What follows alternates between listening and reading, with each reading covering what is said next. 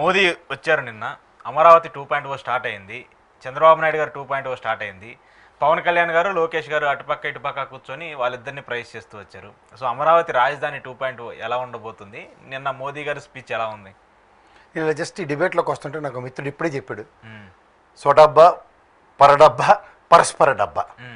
ఈ సొడబ్బా పరస్పర డబ్బా ఈ సారాంశం ఏంటంటే సాయంత్రం పౌడర్ డబ్బా కూడా చెలరేగిపోవడం. యాజ్ యూజువల్గా తపేలా సాక్షి ఛానల్ చిడతలు కొట్టుకుంటూ గతంలో ఇదే జగన్మోహన్ రెడ్డి గారి సభలకు సంబంధించి ఈ మీడియా వాళ్ళు ఎవరైనా జగన్మోహన్ రెడ్డిని చూపించారేమో చూడండి.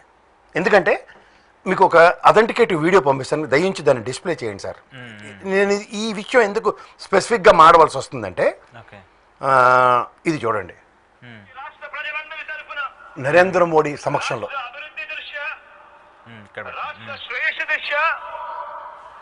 ఇవాళ కానివ్వండి, ఇంతకు ముందు పలు సందర్భాలలో కానివ్వండి, విభజన సంబంధించిన హామీల దగ్గర నుంచి, పోలవరం నుంచి ప్రత్యేక హోదా వరకు, విశాఖపట్నం స్టీల్ ప్లాంట్ నుంచి రైల్వే జోన్ వరకు,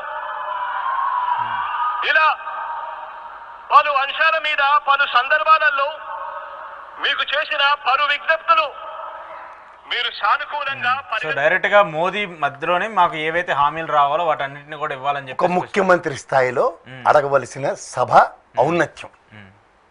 మీకు ఇంకోటి చెప్తా, credibility of respect to prime minister. అంటే నేను ఎందుకు క్రెడిబిలిటీ అన్న పదం మాట్లాడుతున్నానంటే, మనది 2015 అక్టోబర్ 22న శంకుస్థాపన చేశారు సార్. అవును, రాజధానికి సంబంధించి కదా మొదటగా. తర్వాత దిక్కు దివానం లేదు. మూడో పాయింట్ ఏంటంటే, ఇది మళ్ళీ రెండోసారి దీనికి వచ్చారు, ఓపెనింగ్ చేస్తారు, మళ్ళీ పునఃప్రారంభానికి సంబంధించి అక్టోబర్ 2015-22 నుంచి మళ్ళీ 25 అంటే 10 ఏళ్ల పాటు దిక్కు దివానం లేదు. ఈ 10 ఏళ్ళు ప్రధానమంత్రి ఎవరు? ఆయనే కదా, నరేంద్ర మోదీ. అంటే ఆయన చేసిన వాటికి ఆయనకే ఎంత రెస్పెక్ట్ ఉందో చూద్దాం. అలాగే 2015లో ఎన్సీఆర్లోని ఎక్స్ప్రెస్ హైవే, ఈస్ట్ ఎక్స్ప్రెస్ హైవేకి 2015లోనే పునాదేశారు. 2017లో మళ్ళీ చెల్లిపెల్లి జరగాలి మళ్ళీ అని మళ్ళీ పునాదేశారు. 2018లో పూర్తి చేసుకుని 2020లో ఓపెనింగ్ అయింది. అది ఇలా ట్రాక్ రికార్డ్ అన్నమాట. 2021లో సూరత్ మెట్రో ప్రాజెక్ట్ 21లో మొదట మళ్ళీ రాయెట్టారు. 23లో మళ్ళీ రాయెట్టారు. 27కి పూర్తి చేస్తామని ఇప్పుడు హామీ ఇస్తున్నారు. ఓకే. అలాగే 2017లో గుజరాత్ సుదర్శన్ సేతు వంతెన, దీని చూడండి 2018లో శంకుస్థాపన చేశారు. 2023లో పాక్షికంగా మాత్రమే కంప్లీట్ అయింది. ఇది మా సార్ ట్రాక్ రికార్డు. గౌరవ ప్రధానమంత్రి గారు అమరావతికి వచ్చి, అంటే రెండోసారి పని మొదలెడితే ఛాన్సెస్ ఉన్నాయి అన్నది ఒక ఇన్సూరెన్స్ అన్నమాట. చూడండి, వరల్డ్ బ్యాంక్ నుంచి పూచి కత్తిస్తున్నట్టు అప్పులకి. మళ్ళీ అన్నమాట ఈ 10 ఏళ్ల ప్రస్థానంలో 5 ఏళ్ళు లగేసుకుని అమరావతి అన్న దగ్గర ఈ రోజుకి కూడా రైతుల ఆక్రందన ఏంటి? గజిట్ ఏది? నిన్న కూడా అడిగింది గజిట్ ఏదే కదా పాపం. నిన్న ఎవరు అడగలేదు, మీరు అడిగారు. నేను అడుగుతున్న రైతుల గురించి. రైతులు గౌరవ ముఖ్యమంత్రి గారిని కలిసి ఇన్విటేషన్ కార్యక్రమాల్లో వస్తున్నప్పుడు గజిట్ గురించి అడిగారు లేదా? అప్పుడు ఆయన కదా అవునా నిజమా అని ఆశ్చర్యపోయి ఈసారి వెళ్ళినప్పుడు అడుగుతారు. అంటే ఇప్పటిదాకా అడగలేదని ఒప్పుకున్నట్టే కదా, ఇదే కదా. తర్వాత స్థిరం తక్కువ పవన్ కళ్యాణ్, ఏటి మాడతాడో ఏటి చేస్తాడో తెలీదు. ఫస్ట్ టైం ప్రధానమంత్రి రియలైజ్డ్ కోతికి కొబ్బరికాయ దొరికినట్టు మేము దొరికించుకుంటే ఎలా ఉంటుందని ఒక చాక్లెట్ ఇచ్చి పక్కెళ్ళి ఆడుకున్నాడు. రెండోది ఏంటంటే, దీంట్లో ఇంకో తీవ్రమైన విషయం ఏంటంటే, ఎప్పుడైతే ఆవిర్భావ సభలో 40 ఏళ్ల ప్రస్థానం ఉన్న తెలుగుదేశం నేను లేకపోతే దిక్కులేదన్న దగ్గర ఇంకోటి గమనించారా? ఇదే వైజాగ్లో జరిగిన ఒక సభకి మొన్న ఓపెనింగ్కి వచ్చారు కదా నరేంద్ర మోడీ గారు, ఆంధ్ర యూనివర్సిటీ గ్రౌండ్స్లో. ఏ నెలలో వచ్చారండి? జస్ట్ 3-4 months బ్యాక్ కదా. అప్పుడు మీరు గమనించారా? ఉనికి లేని లోకేష్ ఫోటో కూడా వేశారు. పవన్ కళ్యాణ్, చంద్రబాబు నాయుడు గారు, నరేంద్ర మోడీ ద్వయం వెనకాల పురంధేశ్వరం కాన్వాయ్లో వెనకాల నిలబడి దండాలు పెట్టుకుంటూ మొత్తానికి ప్రధానమంత్రి గారి బండిలోనే ఉంది. నేను పురంధేశ్వరమ్మ లేదు. మీరు స్టేజ్ మీద గమనిస్తే పవన్ కళ్యాణ్ ఫోటో ఎత్తేసారు. అదే లోకేష్ గారు ఉన్నారు, అది చిన్నగా ఉన్నాయి, చిన్నగా సర్కిల్ వేసుకుని పెట్టారు అక్కడ. యాడా ఆ పైన రండి మాస్టర్, అంటే ఆ ఫ్రేమ్ లో లేదు, పైన ఫ్రేమ్ లో లేదు మాస్టర్. అదొకసారి అర్థమైంది సార్. అంటే మోదీ ఒక పక్క ఉన్నాడు, ఇటు పక్క చంద్రబాబు నాయుడు, వాళ్ళిద్దరే ఉన్నారు కదా. ఇది మరి వైజాగ్ లో గ్యాప్ గమనించండి. వైజాగ్ సభకి ముగ్గురు కలకల్లాడిపోయారు. వెనకాల పురంధేశ్వరమ్మ, నేను పురంధేశ్వరమ్మ బిస్కెట్ లేదు, మెయిన్ స్టేజ్ మీద లేరు. మెయిన్ స్టేజ్ మీద లేరు.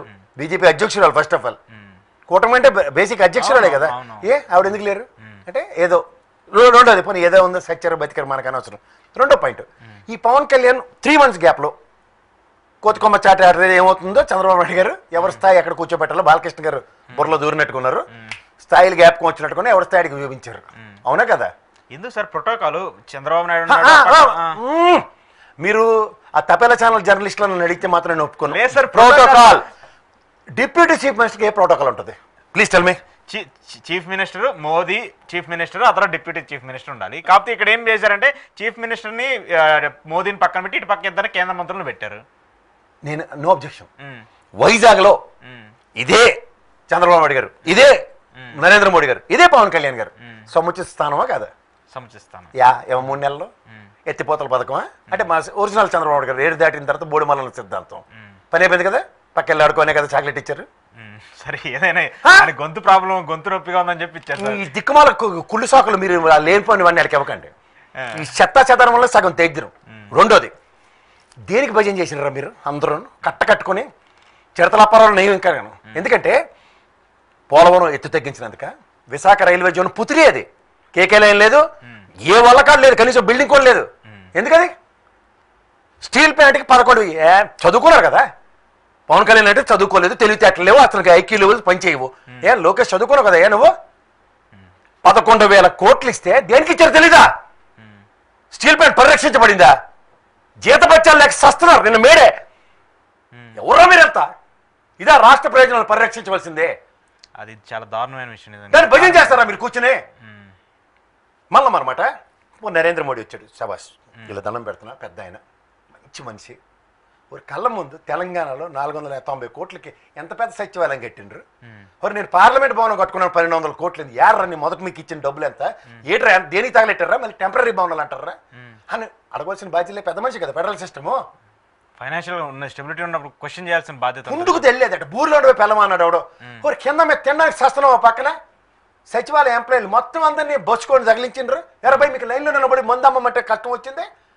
కరోనా టైంలో కూర్చొని గోపెట్లో ఉన్నారు కదా. మరి ఈ ప్రభుత్వం చేష్టమే. ఇటు భోజనాలు తిన్నారు లేదా, కాలు కడుక్కుని బస్సు ఎక్కారు లేదా, మంచిలు తాగండి, మజ్జిగలు తాగండి, పొద్దున సద్యాను మధ్యాహ్నం భోజనాలు, రాత్రి భోజనాలు అడ్డాను కదా మీరు. ఉద్యోగాలు మా జీతాలు ట్యాక్సులు కట్టుకునే ఎవరో మీరంతా నాకు అర్థం కదా.